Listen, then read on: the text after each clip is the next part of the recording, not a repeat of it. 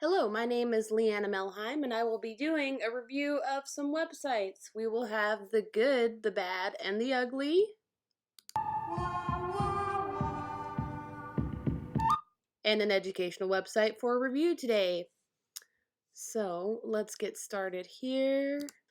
Our first website that I consider to be good is nationalgeographic.com. The first reason I consider this one to be a good website is because it is visually appealing. I feel like the content is really well spaced out, not too much text, and does not look cluttered. Alright, so here is our nationalgeographic.com website.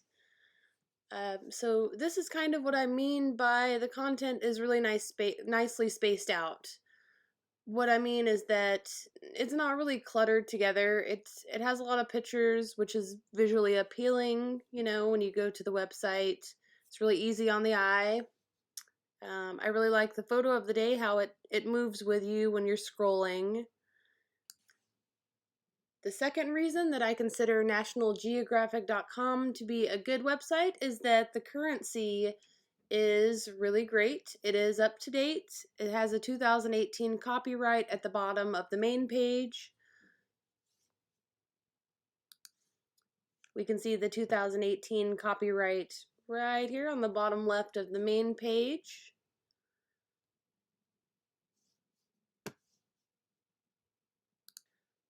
The third reason why I consider nationalgeographic.com to be a good website is that it has good credibility. The website was created by National Geographic Partners, LLC.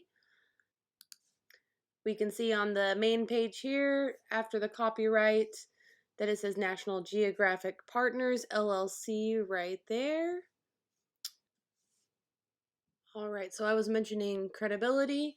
So you can see that in this article, they get the information from the Library of Congress here.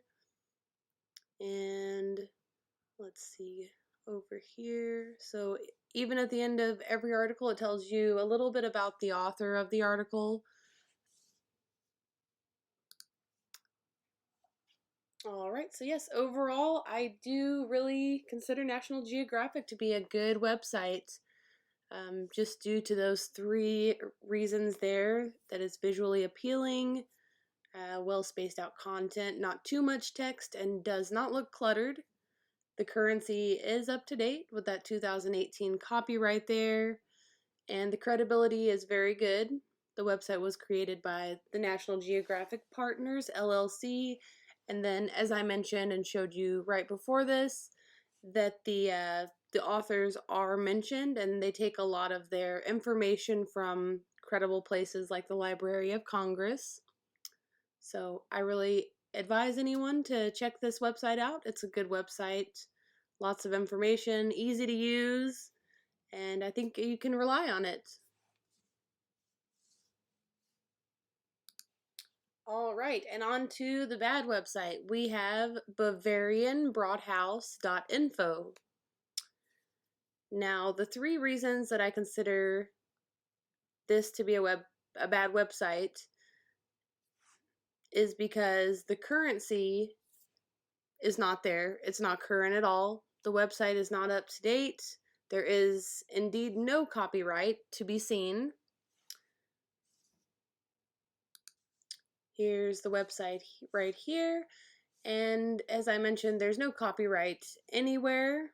You know, usually you find that usually in one of the bottom corners, but it is in absolutely no corner. No copyright anywhere on this page. The only thing that gives us an indication of maybe a copyright or a time at which it was maintained or even checked on is the reviews here. You have reviews at the latest from 2012, so that's when we would have to assume the last time this site was even checked on, basically, or just updated. So that currency is not good for this website. The second reason that I consider this to be a bad website is because the usability is not very good. Something that really annoyed me about the site was that you can't even find out where this Bavarian Brathaus is.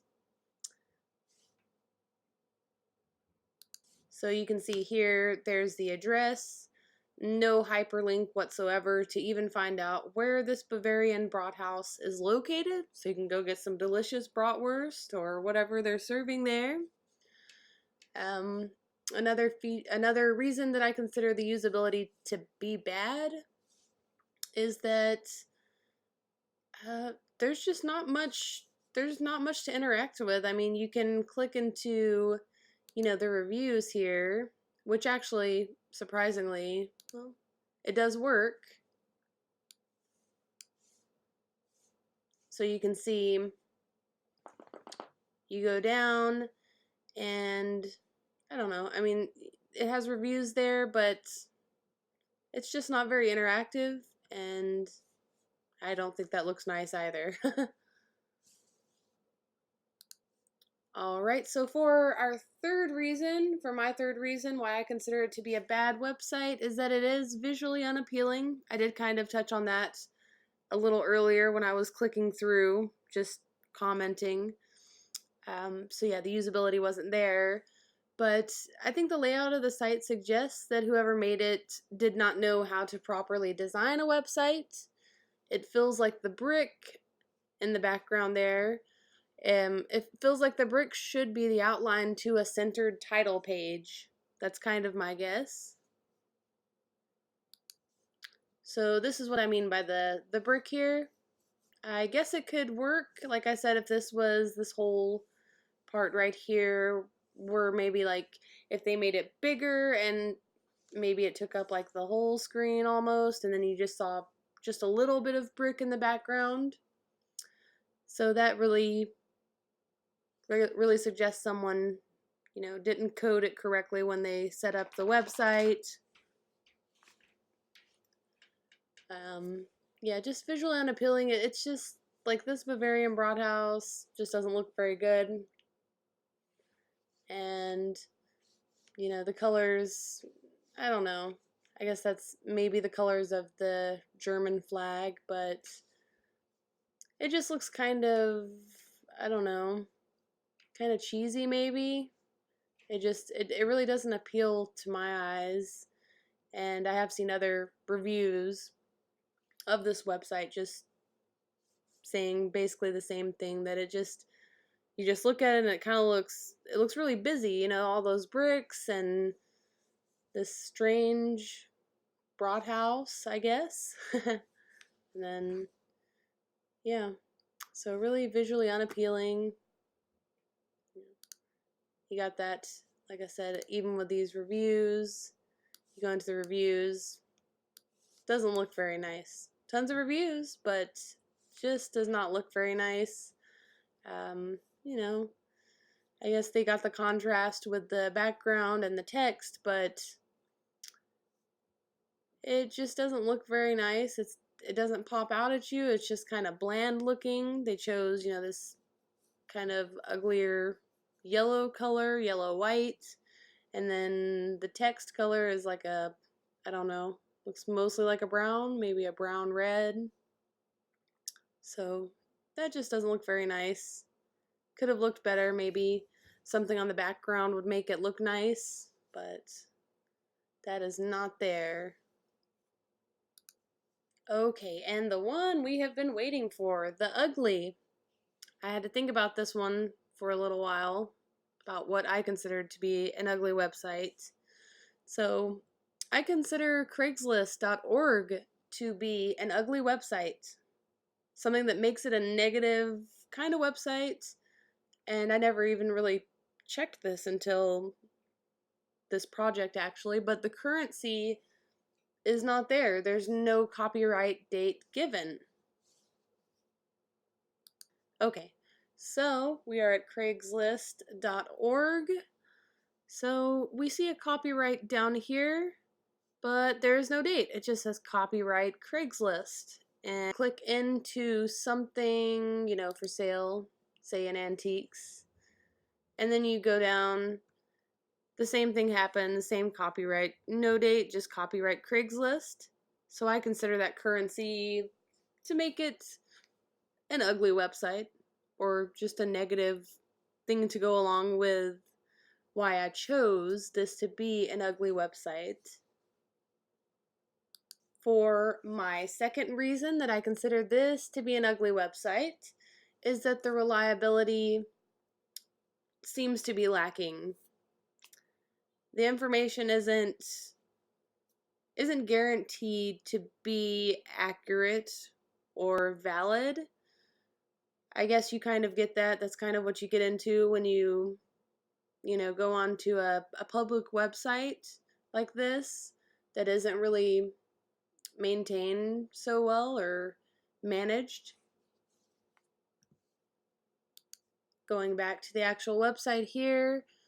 So, all of these people, I'm sure most of them are good people and trustworthy, but unfortunately, being a public site where people can just put anything here, you really never know what you're getting into. You know, you don't know if those people are reliable. It's not like you can click on, like a username or something and find out maybe their rating or anything like that. So maybe that would make it more reliable if they did something where you could rate the sellers, kind of like eBay does that.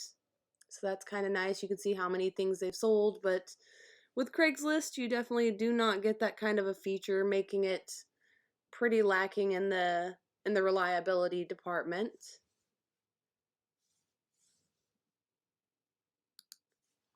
The third reason that I consider Craigslist to be an ugly website, and this is the main reason, is that it is visually unappealing. It has not changed format in years. The blue is boring and it feels like the site just does not really shoot for better. They do the bare minimum for functionality.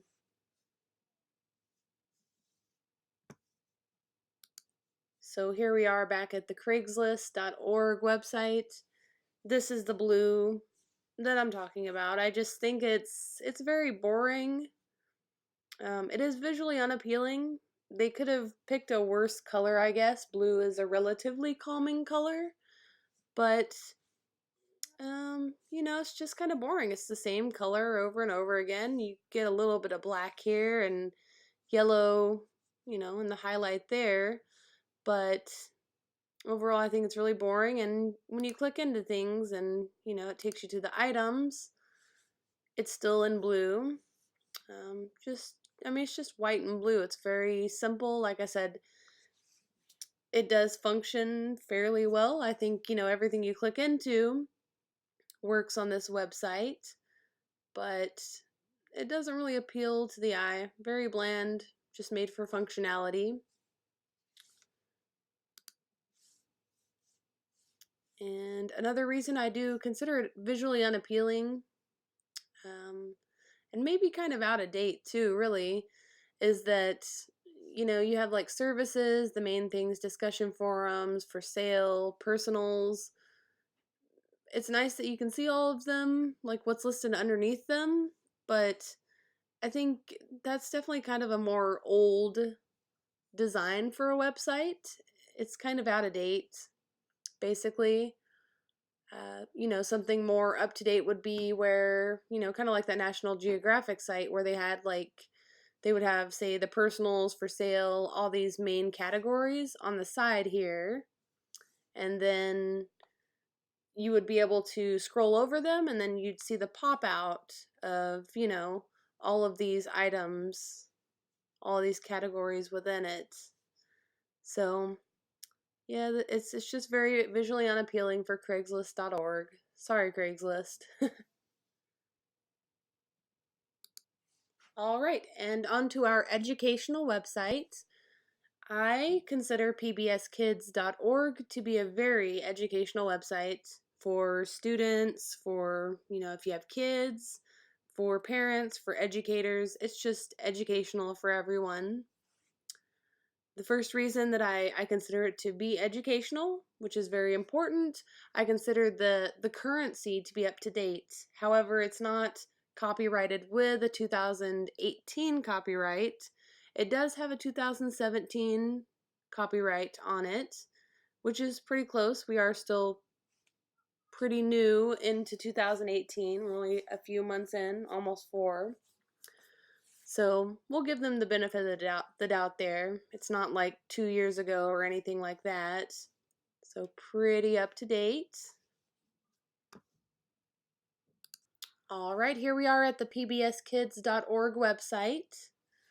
So it is up to date. Like I said, it is copyrighted. You can see it right here, copyright 2017. And actually, if you were to go into like parents over here, which actually is for really, I think I should say adults, because it does have information for teachers and, parents here. So, if you go into, say, social studies here, let's see.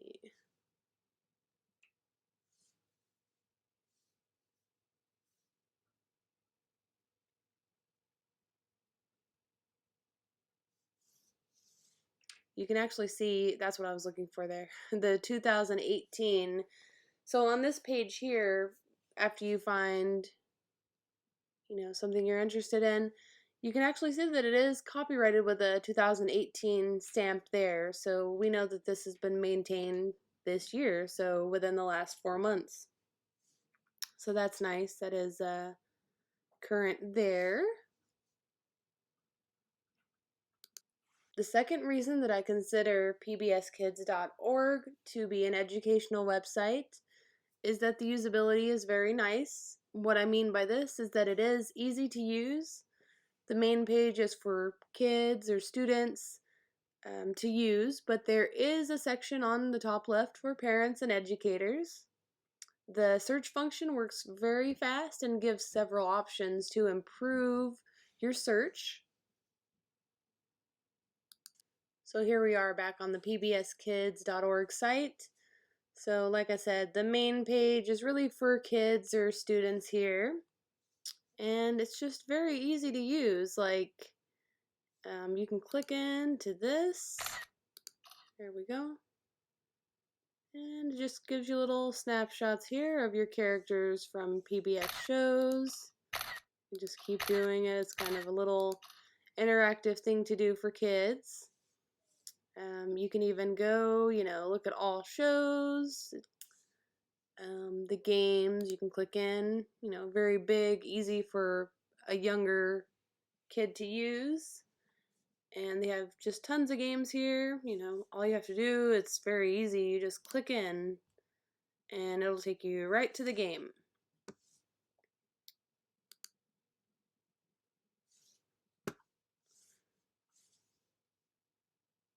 So the usability for parents or educators is very nice as well. We've already visited the Learning Media Center here, but I would like to touch on the search a little bit. Like, you can type in whatever you think, whatever you're maybe working on. You can search, let's say, Renaissance. There we go. So you can go ahead and click into Renaissance.